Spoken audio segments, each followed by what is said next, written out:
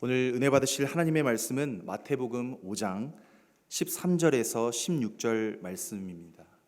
마태복음 5장 13절에서 16절 말씀입니다. 우리 다 함께 일어나셔서 제가 한 절, 여러분이 한 절씩 교독하시겠습니다. 너희는 세상의 소금이다. 소금이 짠맛을 잃으면 무엇으로 그 짠맛을 되찾게 하겠느냐? 짠맛을 잃은 소금은 아무데도 쓸데가 없으므로 바깥에 내버려서 사람들이 짓밟을 뿐이다. 세상의 빛이다. 산 위에 세운 말을 숨길 수 없다. 또 사람이 등불을 켜서 말 아래다 내려놓지 아니하고 등경 위에다 놓아둔다. 그래야 등불이 이 집안에 있는 모든 사람에게 환히 비친다. 다 함께 합독하시겠습니다. 이와 같이 너희 빛을 사람에게 비추어서 그들이 너희의 착한 행실을 보고 하늘에 계신 너희 아버지께 영광을 돌리게 하여라. 아멘. 이것은 하나님의 말씀입니다. 하나님께 감사드립니다. 우리 시간 다 함께 앉으시기 전에 우리 주변에 계신 분들과 이렇게 인사했으면 좋겠습니다. 반갑습니다. 환영합니다. 하늘 복 많이 받으세요.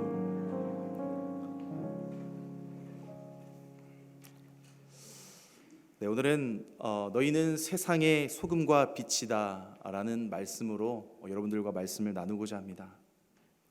우리가 함께 읽었던 이 말씀은 우리가 이제까지 신앙생활을 하면서 우리가 가장 많이 들어왔던 그러한 말씀 중 하나일 것입니다. 우리가 이 말씀의 진정한 참 의미가 무엇인지 우리가 자세히 알지 못하더라도 우리가 그리스도인으로서 우리가 세상에서 소금과 빛의 사명을 잘 감당해야 된다는 그 사실을 우리는 알고 있습니다.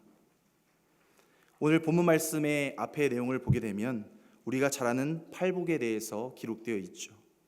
이 팔복은 천국 백성으로서의 자질과 또 성격에 대해서 잘 기록되어 있습니다. 반면에 이어지는 오늘 본문 말씀에는 소금과 이 빛의 비유는 천국 백성으로서의 본분과 또 그리고 세상 안에서의 선한 영향력을 기록하고 있는 것이죠. 사랑하는 성도 여러분, 우리 교회는 본질적으로 회복된 사람들의 모임입니다.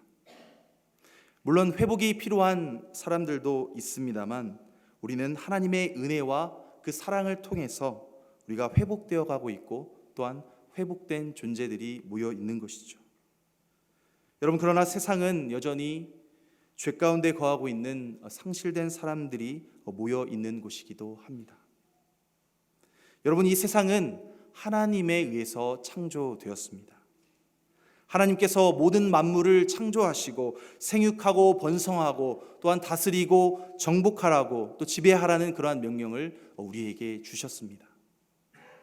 그러나 인간의 타락으로 인하여서 세상은 공중 권세 잡은 사탄의 지배하는 처소로 변하게 되었다라는 것이죠.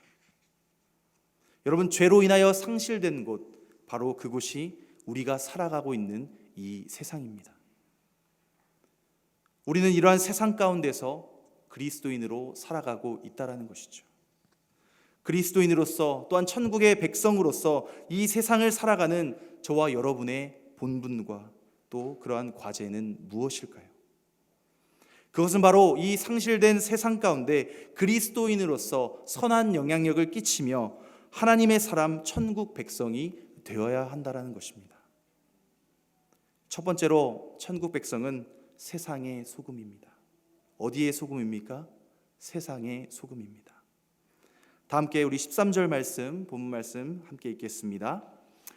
너희는 세상의 소금이다. 소금이 짠맛을 잃으면 무엇으로 그 짠맛을 되찾게 하겠느냐? 짠맛을 잃은 소금은 아무데도 쓸데없으므로 바깥에 내버려서 사람들이 짓밟을 뿐이다. 아멘. 예수님께서 너희는 세상의 소금이다 라고 말씀하셨을 때 예수님의 제자들은 다소 의아하게 생각했을지도 모릅니다. 왜냐하면 가난하고 애통한 가운데 있고 또한 박해를 받고 있는 사람들이 도대체 세상에서 어떻게 무슨 영향력을 행사할 수 있을까라는 그런 생각을 하지 않을 수 없기 때문이었죠. 그러나 가르치시는 예수님의 관점은 달랐습니다. 천국 백성이 세상에 끼치는 영향력이 대단히 클 것이라는 예수님의 확언이 바로 오늘의 말씀 가운데 담겨 있기 때문이죠. 여러분, 소금에는 여러 가지 역할이 있습니다. 소금은 음식의 맛을 내거나 부패를 방지하는 것뿐만 아니라 구약 시대에는 제사를 드릴 때나 또 의료용 소독제로서 이 소금이 사용되어졌다라는 것이죠. 여러분, 지금도 목욕탕에 가면 이 소금 바구니가 있는지 모르겠습니다. 제가 어렸을 때 목욕탕에 가게 되면 치약도 있는데 옆에 또 소금으로 또 대신 사용하라고 이렇게 비치해 놓기도 했었는데요. 제가 아내에게 이제 말씀 준비하면서 혹시 어렸을 때 목욕탕에 소금이 있었냐라고 물어보니까 없었다고, 2살 차이밖에 안 나는데 당신은 어느 시대 사람이냐고 저에게 이렇게 얘기를 하더라고요. 되게 신기하다는 듯이 저를 쳐다보았습니다. 여러분, 제가 말씀을 준비하면서 소금의 사용에 관한 대표적인 예가 말씀에 또 어느 곳에 기록되어 있는지 여러 구절들을 찾아보았는데 그 말씀 구절들을 다 제가 말씀드리면 아마 오늘 오후에 끝날 것 같아요. 네, 그래서 제가 딱 2가지만 함께 나누도록 하겠습니다. 민수기 18장 19절 말씀과 욥기 6장 6절 말씀을 제가 읽겠습니다. 이스라엘 자손이 들어올려 나 주에게 바친 거룩한 제물은 내가 너와 너에게 딸린 아들 딸들에게 영원한 분깃으로 모두 준다. 이것은 너와 너의 자손을 위하여 주 앞에서 대대로 지켜야 하는 소금 언약이다. 욥기 6장 6절 말씀입니다. 싱거운 음식을 양념도 치지 않고 먹을 수 있느냐? 달걀 흰자 위를 무슨 맛으로 먹겠느냐? 여러분, 우리 방금 함께 읽었던 말씀을 통해서 알 수 있는 것은 소금에는 여러 역할과 또 다양한 쓰임새가 있다라는 것이죠. 소금이 언약에도 사용되고 있습니다. 또한 고대 근동지방에서 음식을 먹을 때도 사용되어 왔다라는 것이죠. 달걀에 소금을 찍어 먹는 방법은 오늘날 이 시대를 살아가는 저와 여러분도 동일하게 또 그렇게 함께 먹고 있음을 알게 됩니다. 여러분, 예수님께서 천국 백성을 세상의 소금이라고 말씀하셨을 때에 염두에 두셨던 의미는 2가지로 요약할 수 있습니다. 하나는 방부제이고 또 다른 하나는 조미료입니다. 방부제와 조미료.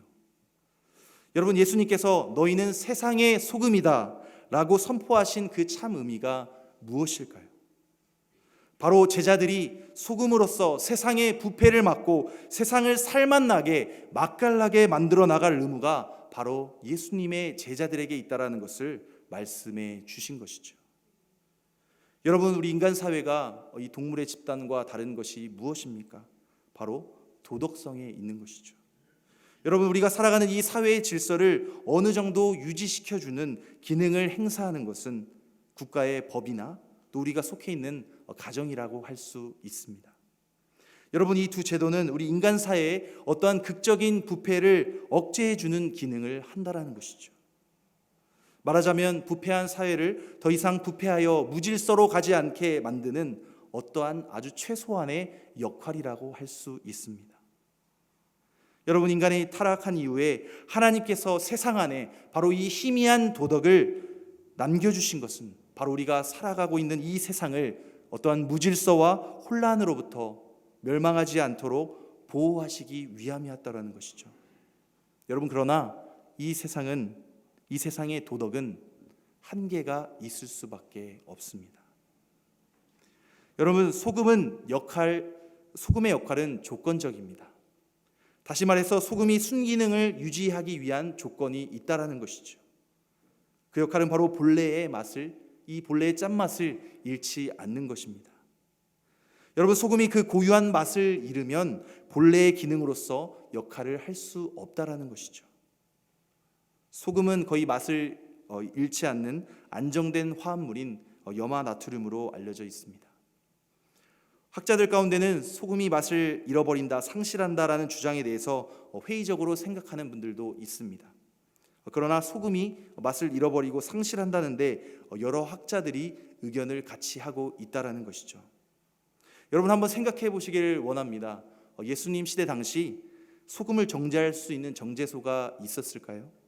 없었습니다. 그렇기 때문에 소금을 정제할 수 있는 정제소가 없었기 때문에 당시 소금에는 이 소금뿐만 아니라 다른 불순물들이 함께 소금과 함께 섞여 있었다라는 것이죠.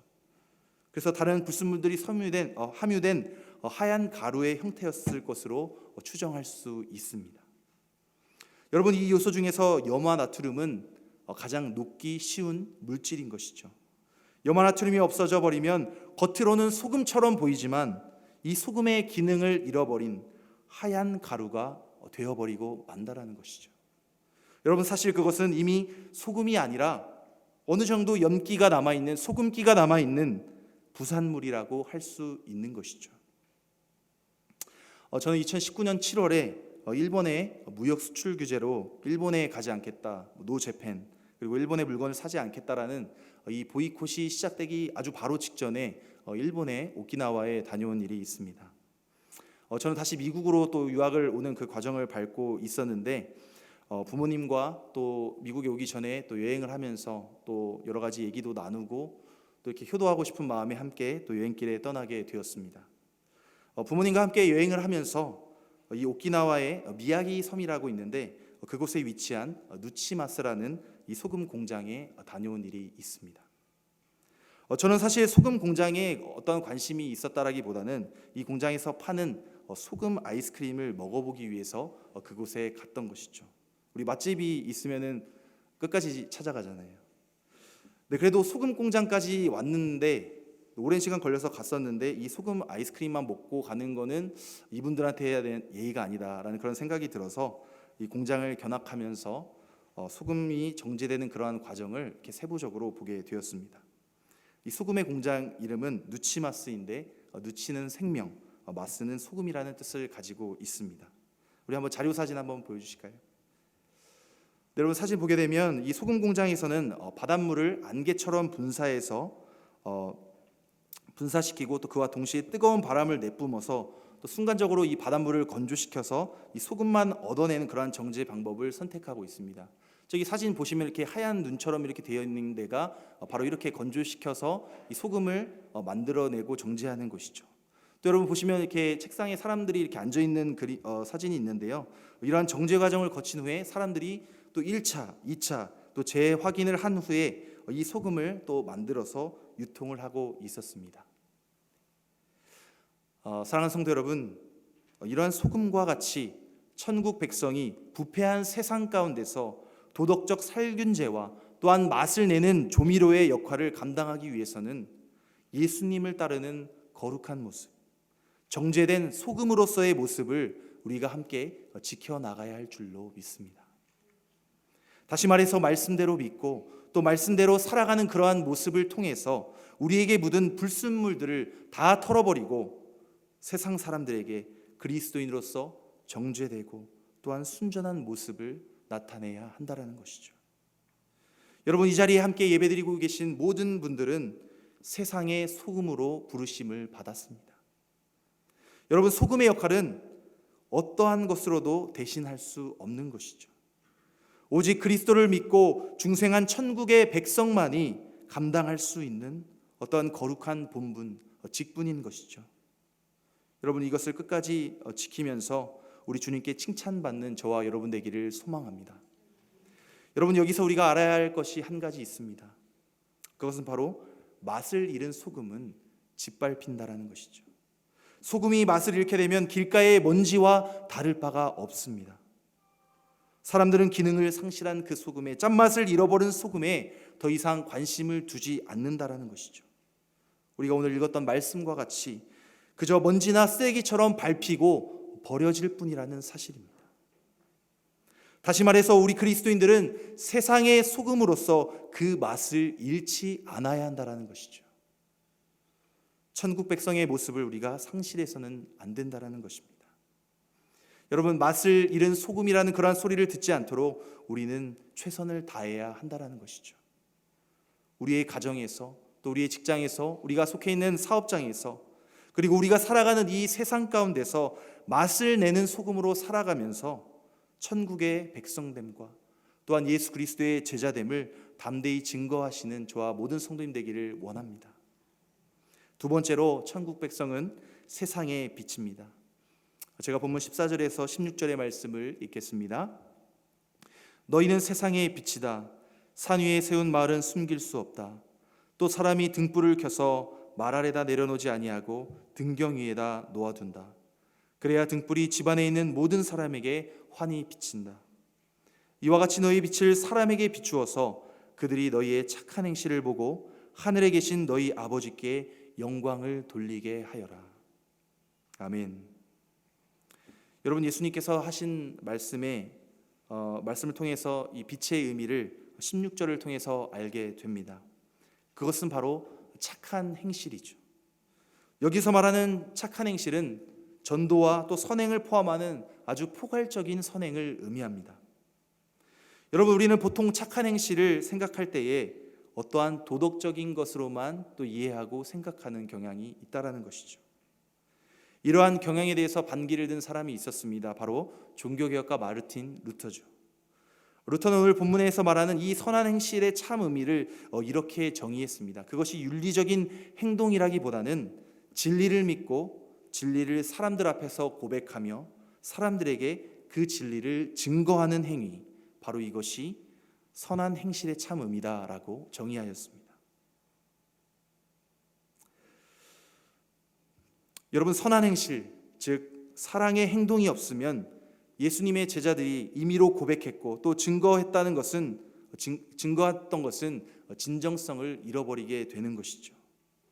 여러분, 말의 증거와 선한 행실은 공속합니다. 다시 말해서 말의 증거와 선한 행실이 이렇게 따로따로 있는 것이 아니라 함께 통합되어 있다라는 것이죠. 다시 말해서 예수 그리스도의 제자로서 세상 가운데 빛의 사명을 감당하며 나아가기 위해서는 이 말의 공속과 선한 행실, 이 두 가지를 동시에 나타내야 한다라는 것입니다. 믿음의 증거와 또 우리의 행실이 함께 갈 때에 세상은 우리가 전하는 그 증거에 주목하게 되는 것이죠. 본문 말씀에서 말하는 빛이 작용하는 조건이 있습니다. 빛이 영향을 줄 수 있는 조건은 바로 사람들 앞에서 비추는 것이죠. 산 위에 세워진 등대와 같이 되어야 도시와 또한 사람들에게 비출 수 있게 됩니다. 예수님의 의도는 분명합니다. 제자들이 빛의 역할을 감당하기 위해서는 그 생활이 다른 사람들에게, 다른 이들에게 비추어져야 한다는 것이죠. 즉 자신의 착한 행실이 세상 사람들에게 드러나야 한다는 것입니다. 자신을 드러내지 않고 숨기는 한 세상 사람들에게 아무런 영향을 줄 수 없는 것이죠. 여러분, 안타까운 사실은 오늘날 많은 그리스도인들이 직장이나 또한 세상 가운데서 자신이 예수 그리스도의 제자라는 것을 숨기고 싶어 한다는 것이죠. 자신의 행동 반경을 축소하고 싶지 않을 뿐만 아니라 제자됨의 어떠한 부담감을 지고 싶지 않아 하기 때문입니다. 여러분, 오늘날 여러 매체를 통해서 반기독교적인 내용과 또 기독교에 대한 악의적인 내용들이 난무하는 상황 가운데 있습니다. 물론 일부 그리스도인들이 세상에서 이 소금과 빛의 사명을 잘 감당하지 못했기 때문에 세상으로부터 질타를 받고 있는 것 또한 사실이죠. 또 우리가 인지하고 함께 또 회개해 나가야 될 부분이라고 생각합니다. 여러분, 지금은 우리가 엔데믹에 접어들었습니다. 그러나 최근 팬데믹의 여파로 인해서 많은 사람들이 OTT 플랫폼에 열광을 하고 있을 뿐만 아니라 또 드라마나 영화, 또 유튜브를 통한 다양한 콘텐츠 등이 우리의 일상생활과 아주 밀접하게 연결되어 있는 것을 알게 됩니다. 이제는 K-팝을 넘어서 K-무비, 또 K-드라마가 전 세계적으로 이목을 끌고 있는 것이죠. 여러분, 그러나 안타까운 것은 이 드라마나 또 영화의 내용들을 자세히 들여다보게 되면 교회와 또한 그리스도인들을 폄훼할 뿐만 아니라 또 사이비 이단과 또 교회를 하나로 묶어서 우회적으로 또 그러나 직설적으로 노골적으로 교회와 그리스도인들에게 악의적인 프레임을 씌우는 것을 어렵지 않게 찾아볼 수 있게 됩니다. 분명 오늘날 그리스도인들 중 세상에서 소금과 빛의 사명을 잘 감당하지 못해서 이렇게 부정적인 영향을 끼치는 것도 있습니다. 하지만 세상의 깊은 곳에서 진정으로 소금과 빛의 사명을 감당하는 헌신된 그리스도인들 또한 많음에도 불구하고 그들은 조명되지 않은 채 그리스도인들에 대해서 너무 병적으로 또한 악의적인 내용으로 왜곡하고 그것이 마치 모든 그리스도인들의 모습이고 전부인 것처럼 일반화하고 있다라는 것이죠. 세상 가운데서 비춰진 그리스도인들의 모습이 이렇게 부정적이다 보니까 세상 사람들뿐만 아니라 저와 여러분, 우리 그리스도인들 또한 혼란을 겪을 수밖에 없는 상황 가운데 놓이게 되었다라는 것이죠. 우리들의 가족과 또한 직장 동료 또 그리고 지인들에게 내가 그리스도인이라는 것을, 내가 예수님 믿는 자라는 사람인 것을 차마 밝히지 못하고 숨기고 싶어 한다라는 것이죠. 심지어는 내가 예수 믿는 것을 말하는 것조차 부끄러워한다라는 사실입니다. 어쩌면 나의 행실이 그리스도인답지 못하기 때문에 그것을 숨기고 싶어서일지도 모르겠습니다. 또한 내가 그리스도인으로서 살아가야 되는데 그렇게 살지 못하기 때문에 나로 인해 하나님의 이름이 망령되이 일컬음을 받지 않을까, 하나님의 이름이 욕보이게 되지 않을까 두려워서일지도 모르겠습니다. 사랑하는 성도 여러분, 자기 자신이 그리스도인이라는 정체성을 숨기는 사람들은 빛으로 살아갈 수 없다라는 것이죠. 여러분, 예수님께서는 이러한 것을 예견하시고 이렇게 말씀하셨습니다. 우리 본문 15절의 말씀을 우리 함께 읽겠습니다.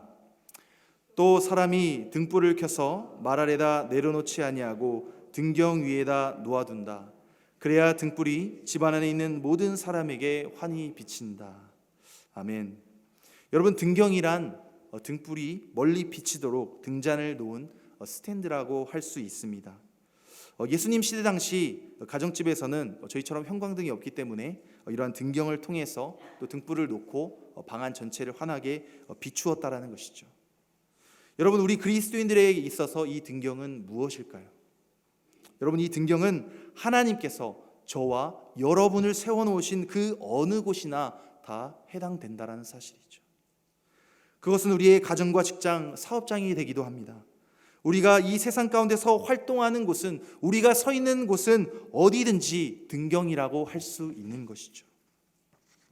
우리 그리스도인들은 바로 이곳에서 우리가 믿는 구원의 진리를 말과 행실로서 부끄러움 없이 전해야 할 줄로 믿습니다. 여러분, 그렇게 할 때에 우리의 선한 행실을 보고 도전을 받게 된다라는 것이죠. 그리고 예수님을 알지 못하는 사람들이, 또 예수님을 비판했던 사람들이 우리와 또 복음의 진리 가운데 더욱 조금 더 가까이 다가올 수 있게 되는 것이죠. 여러분, 이러한 빛의 사명을 감당하며 나아갈 때에 우리가 꼭 기억해야 될 것이 있습니다. 바로 우리는 빛 그 자체가 아니라는 것이죠. 여러분, 성경에서 빛은 여러 상징성을 가지고 있습니다. 대표적으로 빛은 하나님, 또 하나님의 임재, 예수 그리스도, 또 복음의 진리 등을 빛으로 표현하고 있습니다. 시편 27편 1절 말씀을 또 그리고 요한복음 8장 12절의 말씀을 제가 읽겠습니다. 주님이 나의 빛, 나의 구원이신데 내가 누구를 두려워하랴. 주님이 내 생명의 피난처이신데 내가 누구를 무서워하랴. 요한복음 8장입니다. 예수께서 다시 그들에게 말씀하셨다. 나는 세상의 빛이다. 나를 따르는 사람은 어둠 속에 다니지 않고 생명의 빛을 얻을 것이다. 아멘. 여러분, 제가 이 두 구절의 말씀을 봉독하기에 앞서서 우리는 빛 그 자체가 아니다 라고 말씀을 드렸죠. 그렇다면 우리가 빛이 아니면 무엇인가라고 질문하지 않을 수 없습니다. 여러분, 우리 그리스도인들은 빛의 근원 되신 하나님께로부터 그 빛을 받아서 세상 가운데 비치는 반사체와도 같다라는 것이죠. 본문 16절의 말씀에서 너희 빛을 사람에게 비추어서 라는 이 말씀은 우리 자신이 우리가 만들어낸 그 빛을 비추는 것이 아니라 하나님의 은총으로부터 받은 그 빛을 나를 통하여, 저와 여러분을 통하여서 반사하라는 것이죠. 비추라는 것입니다. 여러분, 우리가 비추어야 할 빛은 우리 자신의 것이 아니라 바로 성부, 성자, 성령, 성삼위일체 되신 하나님께서 주신 그 빛, 그 진리의 빛이요 말씀의 빛이라는 것을 믿으시는 저와 여러분 되기를 바랍니다. 여러분, 우리가 빛의 자녀로서 하나님께로부터 받은 그 빛을 잘 반사하는 방법, 잘 비추는 방법은 무엇일까요? 그것은 예수 그리스도를 구주로 믿고 그분의 말씀대로 살아가는 것을 의미합니다. 히브리서 1장 3절 말씀입니다. 그는 하나님의 광채시요 하나님의 본체대로의 모습이십니다. 그는 자기의 능력 있는 말씀으로 만물을 보존하시는 분이십니다. 그는 죄를 깨끗하게 하시고서 높은 곳에서 계신 존엄한 분의 오른쪽에 앉으셨습니다.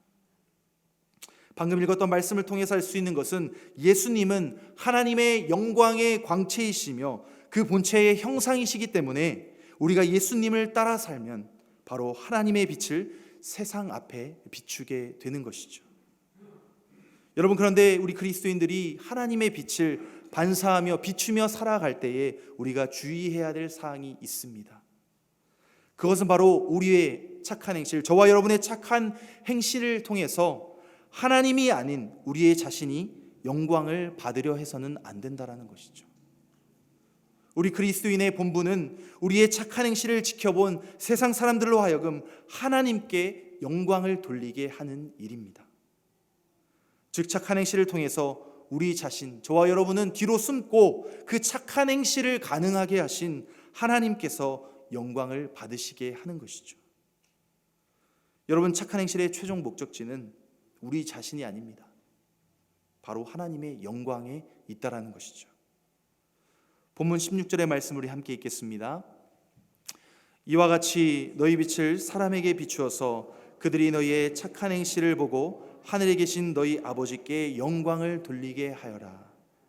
하늘에 계신 너희 아버지께 영광을 돌리게 하여라.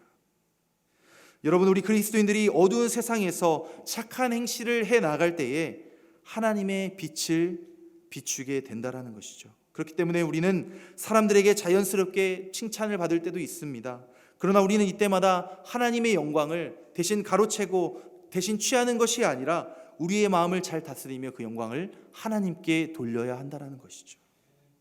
마지막 세 번째로 천국 백성은 현재의 세상에서 소금이요 빛입니다. 예수님께서는 소금과 빛의 이 비유를 통해서 천국 백성의 과제를 가르쳐 주셨을 때 그것은 인간의 이상이 아닌 하나님의 현실이었다라는 것이죠. 다시 말해서 성령 충만하여 사는 그리스도인들은 누구나 소금과 빛의 사명을 감당할 수 있다라는 것이죠. 여러분, 우리가 이 가르침에서 알아야 될, 우리가 꼭 기억해야 될 두 가지 사항이 있습니다. 첫째로 성도들은 현재 세상의 소금이요 빛이라는 것이죠. 여러분, 우리는 예수님께서 말씀하신 이 시제를 정확히 살펴볼 필요가 있습니다. 그것은 현재형입니다. 예수님께서 너희는 지금 세상의 소금이요 빛이다 라고 말씀하셨습니다.